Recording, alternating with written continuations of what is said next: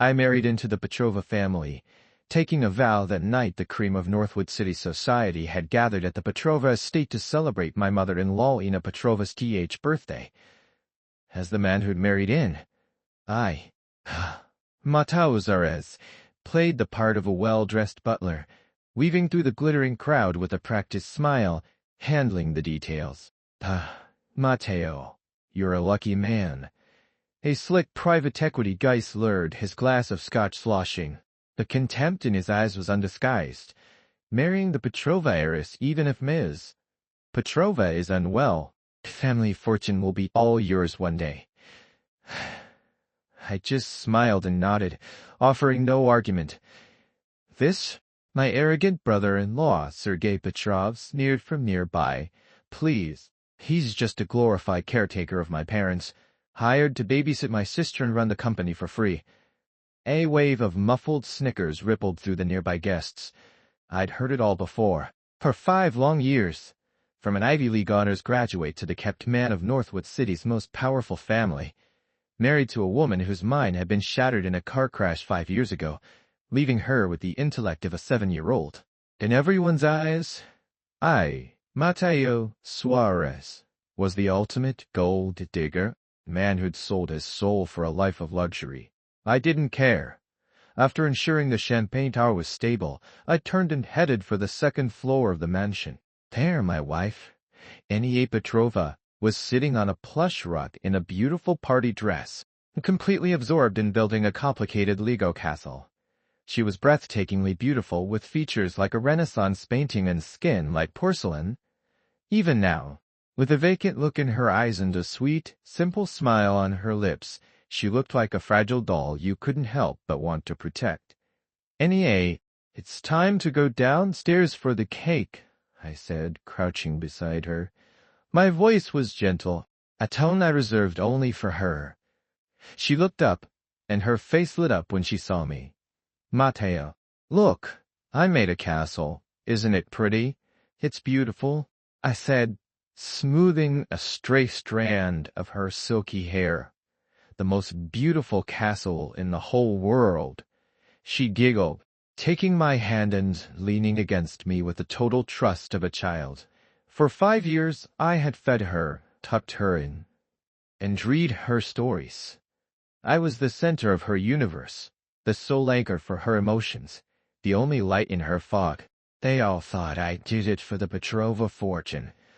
They didn't know that if it weren't for that suspicious car crash 5 years ago, the brilliant and fiery Ina Petrova, Northwood's most promising young CEO, was supposed to have been my fiancé. We had been in love, about to announce our engagement, but the crash that killed her father also stole her mind.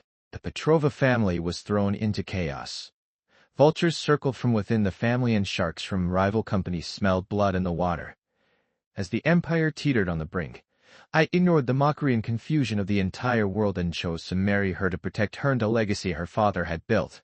I helped her to her feet, and we walked hand in hand toward the grand staircase. But just as we reached the landing, the hand that had been clinging to mine suddenly let go. I turned puzzled. She had stopped. The childlike innocence on her face was melting away like a mirage, replaced by an expression of ice-cold lucidity. Her eyes, once as clear and simple as a child's, were now 2 bottomless pools of Arctic water, glittering with a sharp, unfamiliar light. Her red lips parted. Mateo, she said, her voice cool and tinged with the authority of someone long accustomed to being in charge. 5 years. You must be tired of the performance. A jolt went through me, but I kept my face a perfect mask of calm. She stepped toward me, her gaze sweeping over me as if inspecting a piece of property. You've done well these past 5 years, staging this little play of the devoted husband, fending off all the creeps and opportunists for me.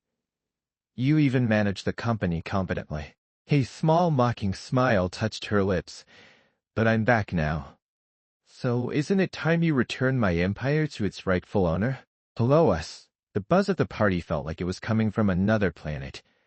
The crystal chandelier overhead cast a cold light, illuminating the detached suspicion in her eyes.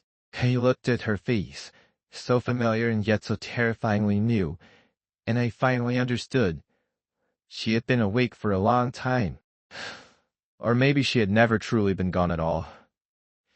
For 5 years she had been acting, playing the innocent broken girl, making me her willing shield, her loyal general defending the castle walls. And I was the most effective piece on her chessboard. Now the game was won. The timing perfect, and the queen herself was finally stepping onto the board to claim her victory. The air between us crackled with a silent, tense confrontation. I looked at her, and slowly I smiled, a smile that I knew was colder than the ice in her eyes. "Honey," I said, my voice deceptively soft just as it always was. "Did you really think your 5 years of playing dumb were all for your own benefit? Or," I added, "did you really think I didn't know you were faking it?" Annie's pupils contracted violently. The first crack appeared in her composure. My reaction was clearly not in her script. What did you say?" Her voice held the faintest tremor. I took a step forward, closing the distance between us. My height made her instinctively retreat, but only a half step. I leaned in, my lips close to her ear, and spoke in a low voice only she could hear. "You'd like a glass of hot milk before bed, but it has to be exactly degrees. You said it's the perfect temperature, not too hot to burn your tongue, but warm enough that it doesn't get cold too fast. You hate cilantro and celery. Whenever my mother puts them in her soup, you meticulously pick out every last piece and bury it under your rice. You kick off the covers when you sleep. But if I'm lying next to you with my arm over you, you sleep like a stone. And you have a mild allergy to aspirin. Every time a doctor prescribed it for your headaches, you'd throw the pills away and tell me you took them." With every detail I listed, the color drained further from her face. These were habits, patterns, and preferences that a person with the mind of a 7-year-old could never maintain with such consistency. She stared at me, her eyes wide with disbelief. How long have you known?" "Since your 2nd year of recovery," I said, straightening up and putting some distance between us. The smile on my face widened. "Annie, you're a phenomenal actress, but unfortunately for you, your audience was a director with a keener eye. The car crash 5 years ago had caused a severe concussion. For a short time, she was genuinely confused, but she recovered far faster than any doctor predicted. About a year after the accident, I started to get suspicious. I noticed she would secretly browse financial news late at night when she thought I was asleep. I found the latest corporate financial statements hidden between the pages of the brightly colored picture books on her shelf. I realized that her afternoons spent bored by building with Legos were actually sophisticated simulations of market strategies and business acquisitions. She was carefully crafting her disguise, observing everyone around her, and while she was observing the world, I was silently, carefully observing her. We were like two master spies sharing a bed, each playing a role in an elaborate, unspoken charade. The only difference was she thought she was the only director. Then what? Annie's voice was strained. "Why didn't you expose me? Why did you let me use you?" "Use me?" I repeated the words, savoring them. "Annie? We're husband and wife. It's not using each other. It's called division of labor." I turned my back to her, looking down at the glittering, hollow charade of the party below. 5 years ago, Petrova Industries was in chaos. Your father was dead. You were gone. And your darling brother, Sergei, is a trust fund kid who couldn't manage your M&E stand. Your mother, Lena, knows nothing beyond modeling and party planning. If I had exposed you back then, thrown you back onto the stage, do you honestly think those wolves would have given you a moment to breathe? They would have torn you to shreds. So you needed a decoy, a lightning rod, a fool who everyone thought was just in it for the money. Someone to draw all the fire so you could pull the strings safely from behind the curtain. I turned back, my eyes locking with hers, and I, my dear, willingly became your human shield for 5 years. Annie was utterly silent. She was brilliant. She understood every implication of what I was saying. If I had exposed her then, the Petrova Empire would have been carved up and sold for parts. By choosing to play along, I had given her the only thing that could have saved her and her legacy time. The sharp hostility in her eyes slowly gave way to a complex storm of emotions, shock, confusion, and a flicker of something else. Something she herself didn't seem to recognize. "So everything you did it for me?" she asked. Testing the words. I laughed. "Of course not," I replied. The words as sharp and clean as a guillotine, severing the hope that had just begun to bloom in her eyes. "Everything I did for myself first." I stepped toward her, gripping my chin and forcing her to meet my gaze. The tenderness was gone, replaced by cold calculation and an ambition I no longer bothered to hide. "Anya, I won't deny that I love you, but I also love money, power, and the feeling of being in control. In the last 5 years, I saved Petrova Industries. I took it from the brink of bankruptcy and tripled its market value. Your father built the foundation, but I built the skyscraper on top of it. Do you really think I would hand it over so easily?" She was pinned by my stare, unable to move. "What do you want?" she asked through gritted teeth. "It's simple." I released her, my fingers gently adjusting the collar of her dress in a gesture of chilling intimacy. "From this day forward, I run Petrova Industries. And you, Nia Petrova, have 2 options. 1. You can go back to being the beautiful, untouchable heiress. I'll ensure you live a life of absolute luxury, a revered mascot for the company." Or I paused, leaning in close again, my voice a seductive whisper. "You can try to take the company back from me. If you're good enough." Without another glance at her, I turned, put on my mild, harmless smile, and descended the stairs. "Ladies and gentlemen, my apologies for the delay. Nia isn't feeling her best, but we can begin with the cake now." Behind me, Nia stood frozen on the landing, her expression a whirlwind of fury and disbelief. I knew I had just personally lit the fuse. A war for power, for money, and for love had officially begun, and I had been waiting for a very long time. The next day, the atmosphere in the Petrova Industries emergency board meeting was thick enough to cut with a knife. I sat in the chairman's seat, the one that had belonged to Nia's father.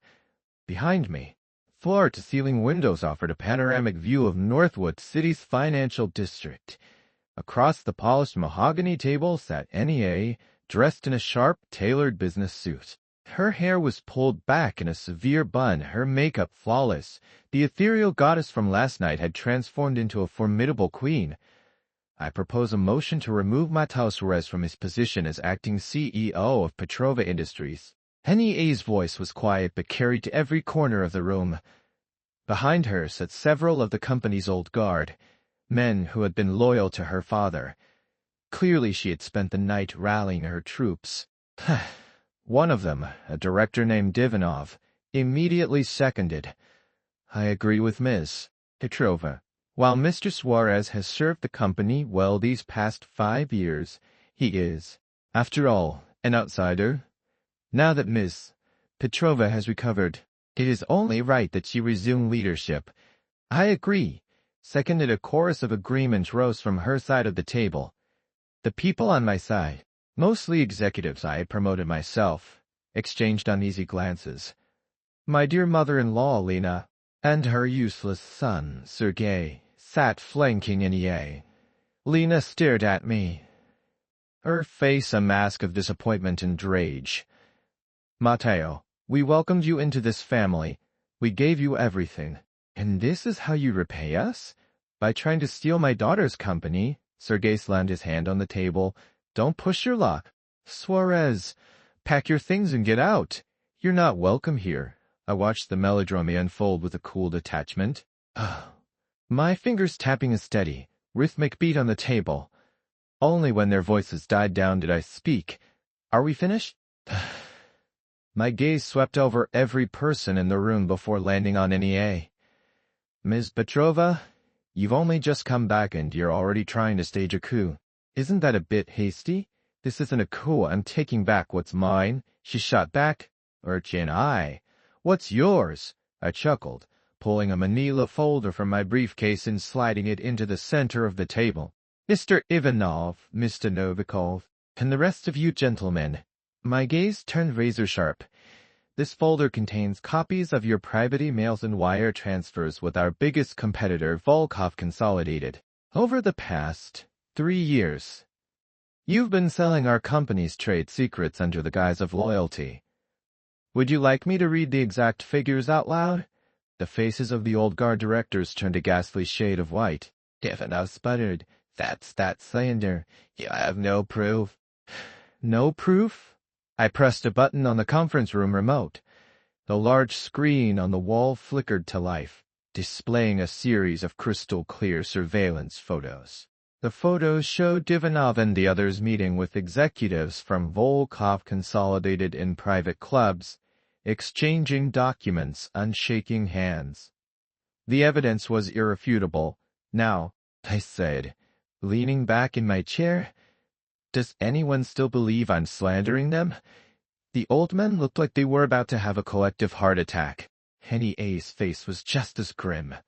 She never imagined that her most trusted allies were rotten to the core, and she certainly never imagined that I knew every detail of their betrayal. As for my dear mother-in-law and my wonderful brother-in-law, my gaze shifted to Lena and Sergei. "Lena, would you like me to calculate your total losses at the tables in Vegas these last few years? Every dollar of that debt was paid off by me, using my own money, not the company's. I have all the receipts." Lena's face cycled through shades of red and white. Her lips trembled, but no words came out. "And Sergei," I looked at him with undisguised contempt. "You crashed a company car while street racing and nearly killed someone. I made that go away. You knocked up some B-list actress. I paid her off to keep her quiet. You funneled millions from the company into a series of disastrous startup investments. I cooked the books to cover your tracks. So tell me," I said, my eyes sweeping over them all, "what right do any of you have to stand here and point a finger at me?" The boardroom was utterly silent. Sergei's face was betrayed. You're lying. You cooked the books, that's embezzlement. I'll call the cops, go ahead," I said, holding my hands out in a gesture of surrender. "Call them.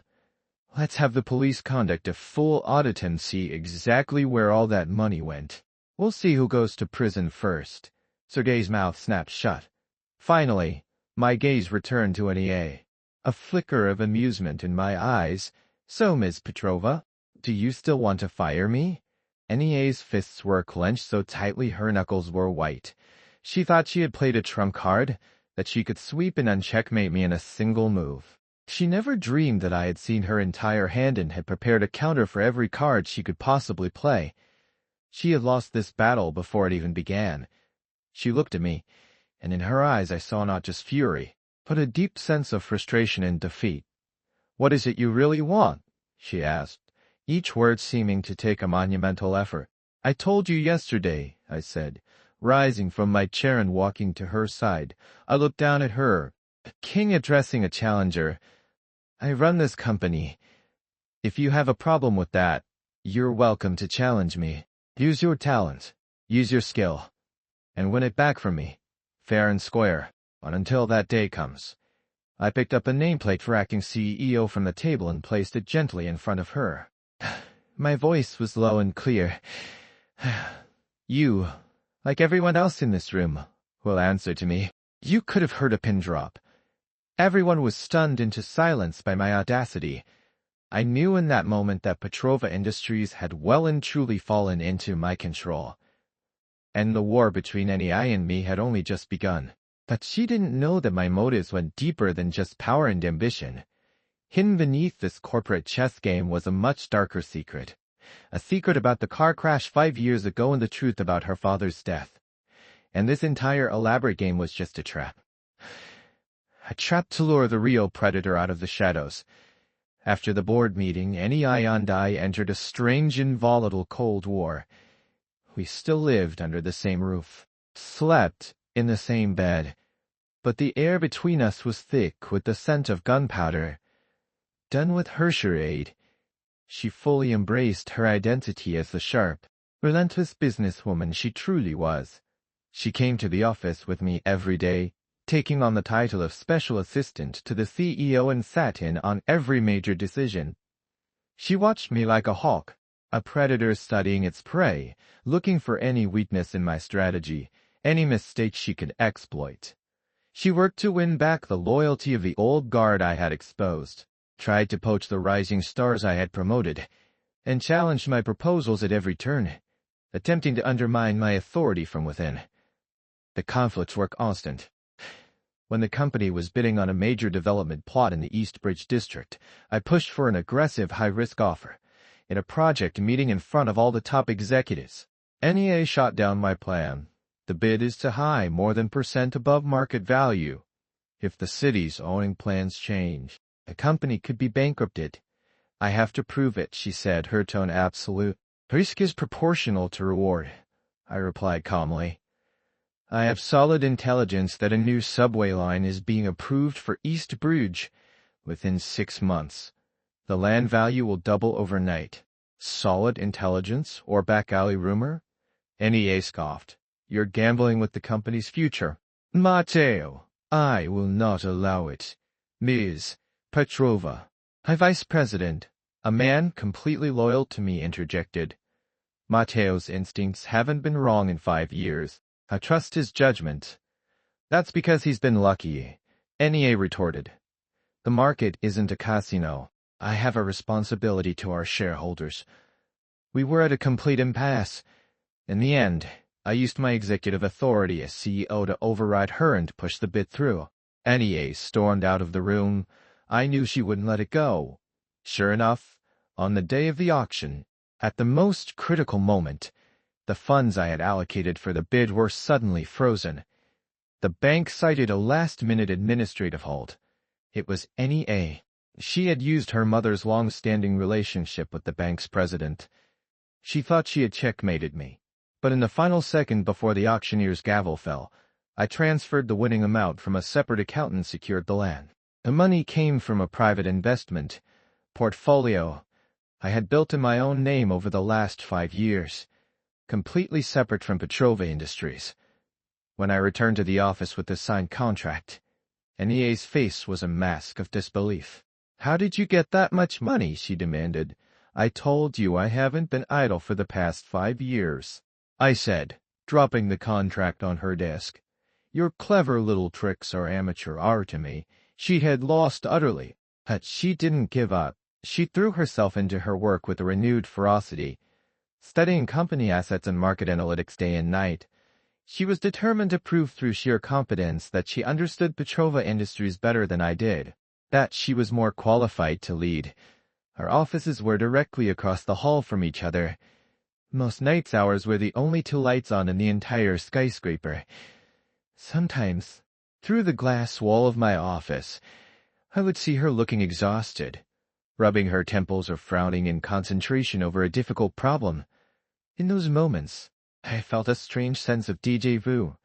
It was like seeing the NEA from 5 years ago, just as proud, just as driven, willing to work for days on end to crack a single project. I had my assistant send a glass of hot milk to her office. She received it, but she didn't drink it. She just stared at the glass for a long time, lost in thought. I knew that our relationship was shifting, changing with every battle. Her animosity toward me no longer seemed so simple, and my feelings for her, they were more than just a desire for control or victory. There was an ache in my chest, a feeling I could only describe as tenderness. This war between us had become a long, grueling marathon. We both desperately wanted to win, but it seemed neither of us wanted to see the other truly destroyed. That delicate, dangerous stalemate was shattered by the arrival of an unexpected visitor. His name was Leo Volkov, the CEO of our largest competitor, Volkov Consolidated. He was the predator I had been waiting for, the one I had spent 5 years setting a trap for. Leo Volkov was a man in his S with the predatory smile of a seasoned fox. He walked directly into my office, followed by a smug-looking Sergei Petrov. Mr. Suarez, an honor to finally meet you, Volkov said. making himself at home on my sofa. Mr. Volkov, to what do I owe the pleasure? I motioned for my assistant to bring coffee. Let's not waste time, Volkov said, getting straight to the point. I'm here to discuss a partnership. He slid a document across the coffee table. I picked it up. It was a stock transfer agreement. Volkov was offering to buy Sergei's % stake in Petrova Industries for a price % higher than its current market value. I glanced at Sergei. He avoided my gaze, the picture of guilt. The fool has been bought. As you can see, I'm very serious, Volkov said with a grin. And Sergei here has assured me that once I'm a shareholder, I'll have his full support on the board. Add that to Mrs. Petrova's shares and I'll have a significant voice in this company. And more importantly, he said, casting a meaningful look toward NEA's office across the hall, I hear Ms. Petrova has recovered, and that you two aren't exactly seeing eye to eye. Instead of destroying the company from the inside, why not let a neutral third party take the reins? I can guarantee your dividend checks will be very generous. It was a blatant power play, an attempt to use our conflict to execute a hostile takeover without a fight. Before I could respond, my office door opened. NEA strode in, her expression like a winter storm. That's a very clever plan, Mr. Volkov, she said, coming to stand beside me, a united front. Sergei panicked. NEA, Victor is trying to help. If you keep fighting with Mateo, you'll ruin everything. It's better to shut up, Sergei. NEA's voice was like a whip crack. You are an embarrassment to this family. Stunned into silence, Sergei shrank back. Volkov's smile never wavered, as if her reaction was exactly what he'd expected. No need to get upset, Miss Petrova. Business is business. But I feel I should give you two a friendly warning. That East Bridge property you fought so hard for, I'm afraid you're about to take a massive loss on it. My stomach tightened. I stared at him. What do you mean?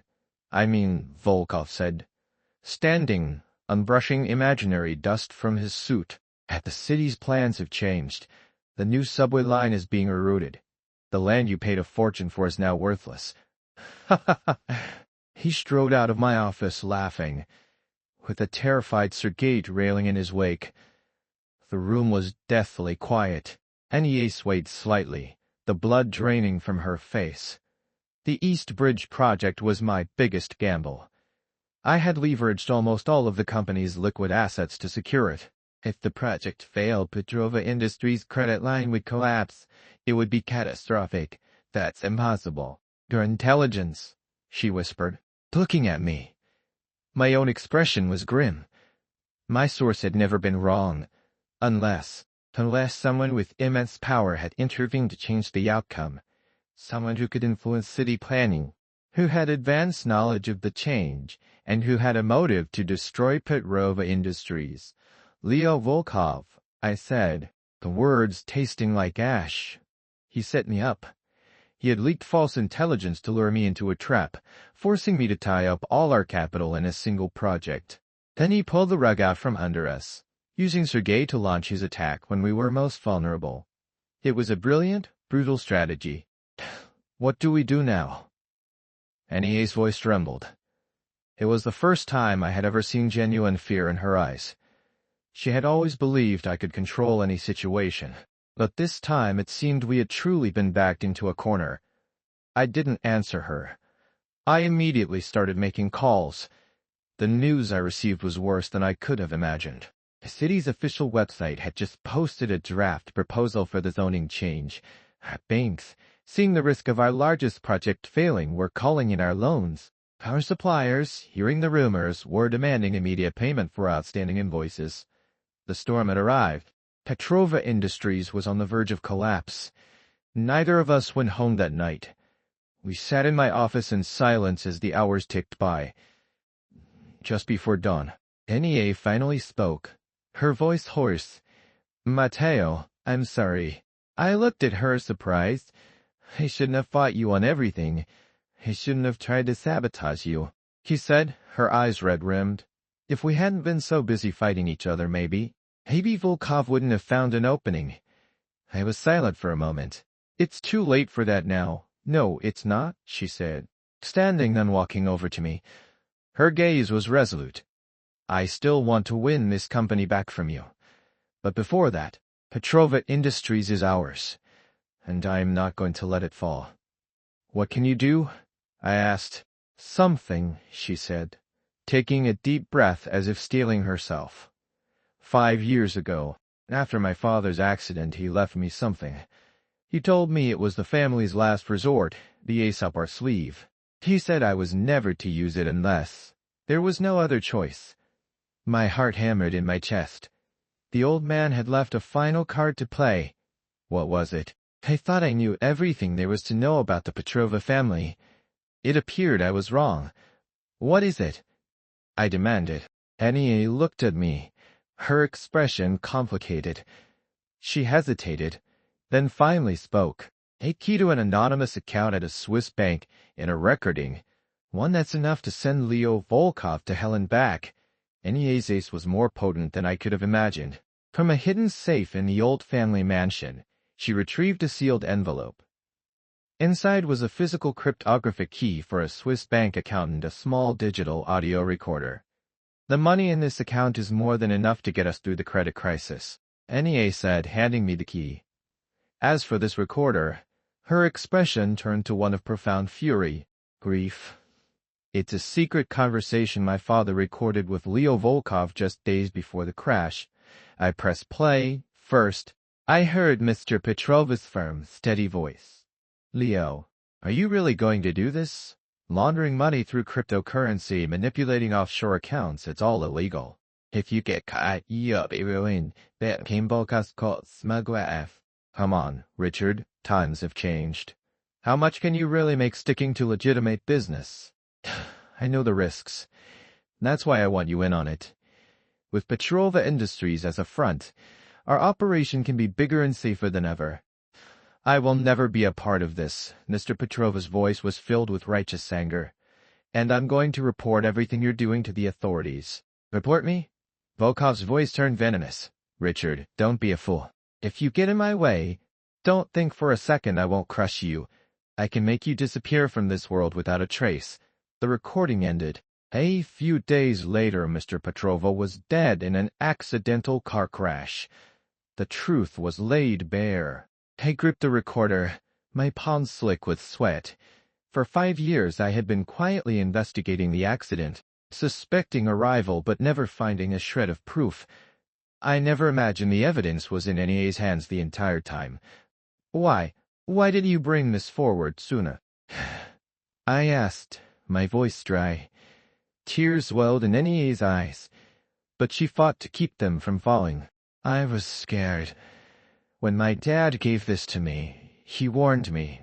He said Volkov was ruthless. But his connections ran deep. If I had revealed this back then, he would have had me killed just like he killed my father. Playing dumb was the only way I could survive.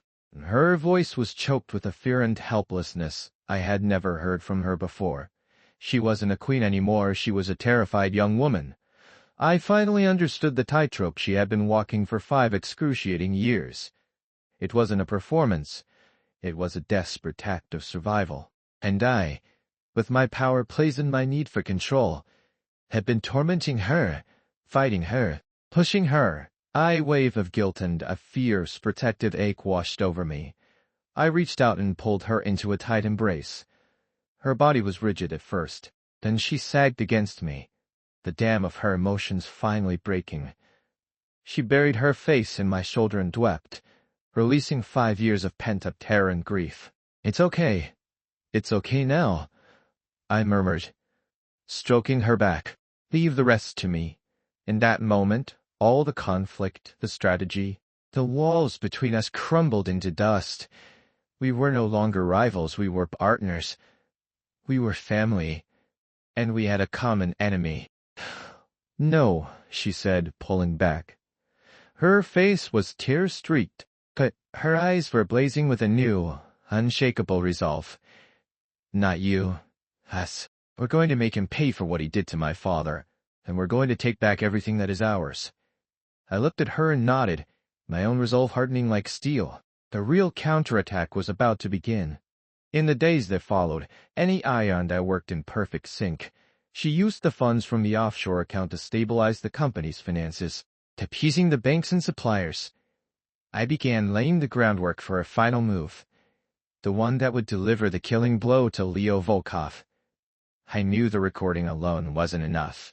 It would cause a scandal, but a man as powerful as Volkov could find a scapegoat or use his influence to bury it. I needed irrefutable proof. I needed to catch him red-handed. I used my hacking skills, a talent I had quietly honed over the past 5 years, to breach Volkov Consolidated's internal servers. I spent days and nights sifting through mountains of data, searching for the digital trail of Volkov's money laundering operations. NEA stayed by my side the entire time, helping me analyze data and organize files. We barely ate or slept, practically living at the office during this time. Lena and Sergei showed up, having heard that Volkov was about to take over. They came to gloat and demand we cede control. NEA shut them down by playing them the recording. When Lena heard Volkov admit to threatening her husband's life, she collapsed, her face ashen. Sergei was terrified. He couldn't believe he had allied himself with his own father's killer. "Get out," NEA said, pointing to the door. Her eyes filled with a cold fury. "As of today, we are done. I have no mother and I have no brother." Security escorted them from the building. I knew it broke her heart, but it was a cut that had to be made. It was the price of her own survival and strength. After 3 days of relentless work, I found it. The smoking gun. A series of encrypted emails between Volkov and an offshore fund manager. They detailed every transaction, every illegal transfer, complete with dates, amounts, and account numbers. The evidence was complete. "NEA," I said, placing the compiled file in front of her. "It's time to close the net." She looked at the documents, a vengeful fire in her eyes. "No," she said suddenly. "It's not enough." I looked at her, confused. A sly, dangerous smile touched her lips. "I want him to confess." In his own words, I understood immediately. She was going to set a trap and let Volkov walk right into it. 3 days later, Petrova Industries held a press conference. The official reason was to issue a public apology for the failure of the East Bridge development project. As the company's new major shareholder, Leo Volkov was naturally invited. He arrived beaming, ready to watch us humiliate ourselves before he announced his official takeover. At the podium, I began by delivering a somber, heartfelt confession of my failure and poor judgment regarding the East Bridge deal. Then I announced my resignation as CEO. The room erupted in a frenzy of camera flashes and reporters' questions. Volkov could barely contain his triumphant smirk. Next, NEA took the stage. She announced that due to the company's dire situation, she was accepting Volkov's previous offer and would be selling him a majority stake in the company, allowing Volkov Consolidated to lead the restructuring. It was a bombshell. The news electrified the room. Volkov let his guard down completely. In his mind, we had surrendered. The game was over. He swaggered to the podium, took the microphone from NEA, and began his victory speech. "Thank you, Miss Petrova, for your trust. I assure all of you, under my leadership, Petrova Industries will not only recover, it will soar to new heights." As he spoke, the massive screen behind him suddenly flickered to life. The audio from her father's recording filled the room, Volkov's own voice echoing from the speakers. "If you get in my way, don't think for a second I won't crush you. I can make you disappear from this world without a trace." A color drained from Volkov's face. He lunged for the controls, but it was too late. The screen began to display the evidence I had uncovered. The emails, the wire transfers, the offshore account statements. Line by line, proof of his crimes appeared in stark black and white. The room was dead silent, save for the frantic clicking of 100 cameras. "No, it's not real. It's all fake. They're framing me," Volkov screamed. A cornered animal. "Framing you?" NEA's voice cut through the chaos like ice. She walked up to him. her gaze like a dagger. Then I suppose the truth about my father's car crash is also part of his framed job. What crash? I don't know anything about it. He blustered. Don't you? Nia asked with a chilling smile. She held up another, smaller audio player. This is from my father's dash cam, a hidden backup the police missed. She pressed play. The sound of the crash filled the room, the driver's panicked shout. Mr. Petrova. Watch out! The brakes are gone. The sickening crunch of metal, the shatter of glass. And underneath it all, a faint but clear electronic voice. Target eliminated. The voice was cold, robotic, and just yesterday, using forensic software, I had recovered a deleted audio file from one of Volkov's old phones. The file contained a single recording, Volkov's voice speaking into a voice changer. Make it look like an accident. Report when the target is eliminated. I played that file through the conference hall sound system. A forensic analyst whom we had waiting ran a real-time comparison. The screen flashed the result. Voice print match. Leo Volkov collapsed. He knew he was finished. He wasn't beaten by my technical skill or by NEA's strategy. He was beaten by his own greed and his own cruelty. As if on cue, the doors to the hall burst open and police officers swarmed in. They snapped a pair of cold steel handcuffs on Volkov's wrists as they led him away. He stared at us, his eyes burning with hate. I simply gave him a cold, dismissive smile. NEA came to my side and took my arm. We stood together, a king and a queen who had won their kingdom back. The flashing lights of the press conference froze our image in time. A portrait of victory. The fall of Leo. Volkov sent shock waves through Northwood City. His entire criminal enterprise was dismantled, triggering a massive upheaval in the business community. Petrova Industries, far from collapsing, rose from the ashes stronger than ever. Our investigation had exposed the corruption behind the East Bridge deal. The city council was forced to review the zoning, and the subway line was not only restored to its original path, but a new station was added right on the edge of our property. Our worthless land became one of the most valuable plots in the city overnight. The company's stock price skyrocketed to an all-time high. Sergei, for his part in Volkov's insider trading scheme, received a suspended sentence in community service. Lena, a broken woman, sold her remaining shares and left Northwood City with her disgraced son. I bought her shares using the profits from the East Bridge deal. When the dust settled, the Petrova Industries Board of Directors convened once more. This time there were no challenges, no arguments. Every person in the room looked at me and NEA with a mixture of awe and fear. I stood up and walked to the head of the table, to the chairman's seat. Then, to everyone's surprise, I pulled the chair out and turned to NEA with a gesture of invitation. "My dear," I said. My voice full of a sincerity and tenderness I no longer had to hide. "This seat belongs to you. I'm officially giving it back. For 5 years, I had guarded her throne. I had been her shield against every enemy. I had purged her kingdom of every traitor. I had even made her empire stronger and more prosperous than it had ever been. I had fulfilled my promise to her father. It was time to give her back her crown." Ania looked at me, her eyes glistening. She didn't move. The entire boardroom held its breath, watching us. Finally, he spoke, her voice quiet but firm.